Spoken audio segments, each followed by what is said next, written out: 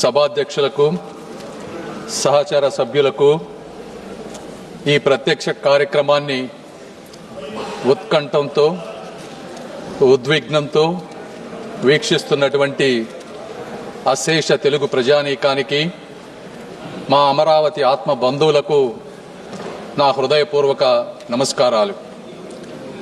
ఆంధ్రుల కలల రాజధానిగా అమరావతికి చట్టబద్ధత కల్పిస్తూ అమరావతి ఆంధ్రప్రదేశ్కు ఏకైక రాజధాని అని ప్రస్తావిస్తూ దేశంలోనే మొట్టమొదటిసారిగా రాజధానిని నిర్మించే ఈ చారిత్రక ఘట్టంలో అమరావతి బిడ్డగా ఈ సభలో ప్రసంగించటం నాకు అదృష్టంగాను గౌరవంగాను భావిస్తున్నాను.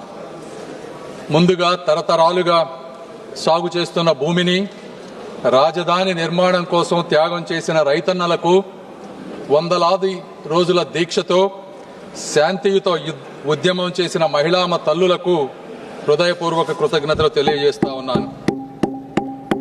సార్, కృష్ణానది ఒడ్డున, ఆంధ్రప్రదేశ్ నడిబొడ్డున ఉత్తర దక్షిణ ప్రాంతాలకు సమాన దూరంలో 3 వేపుదిద్దుకుంటున్నటువంటి రాజధాని మా అమరావతి. సార్, ఆత్మగౌరవ పునాదులపై తెలుగు జాతిని మేల్కొల్పిన అన్న నందమూరి తారక రామారావు గారు వంటి చరిత్ర మా తెలుగు చరిత్ర. సార్, ఆంధ్రులు ఎక్కడ ఉన్నా కూడా అక్కడ అభివృద్ధి వికసిస్తుంది. తమిళనాడు నుంచి విడిపోయి కర్నూలు వెళ్ళినప్పుడు ఆ రోజున హైదరాబాద్ ని కామన్ క్యాపిటల్ గా అందరం డెవలప్ చేసుకుంటామంటే అక్కడికి వెళ్లి ఆ నగరాన్ని ప్రపంచ పటంలో నిలపడంలో తెలుగువారు ఒక ముఖ్యమైనటువంటి పాత్ర పోషించారు. సార్, చెన్నైలో పరిశ్రమలకు బలం తెలుగువారు ఇచ్చారు.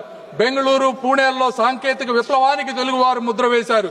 ఆఖరికి అమెరికాలో కూడా అభివృద్ధికి తెలుగువారు తోడ్పడుతూ ఉన్నారు. సార్, చరిత్రలో ఇదే సంకల్పం, ఇదే ఐక్యత, ఇదే ప్రగతి పదం కూడా అమరావతి నిర్మాణానికి ఒక పునాది కాబోతా ఉంది. సార్, ఆ రోజుల్లో పొట్టి శ్రీరాములు గారు 58 రోజులతో దీక్ష చేసి ఆంధ్ర రాష్ట్రాన్ని ఏర్పరిచిన, అదేవిధంగా 1631 రోజులు ఈ రోజు రైతులు రోడ్డెక్కి నిరాహార దీక్ష చేసిన, తిరిగి లేచి నిర్మించగలిగే జాతి ఈ తెలుగు జాతి. సార్, కాబట్టి ఇలాంటి చారిత్రక ఘట్టానికి, చట్టానికి మద్దతు తెలుపుతూ అమరావతి నిర్మాణంలో భాగస్వాములైనటువంటి ప్రతి ఒక్కరికి కూడా శిరస్సు వంచి నమస్కరిస్తూ I earnestly request that this bill be passed unanimously and with one voice.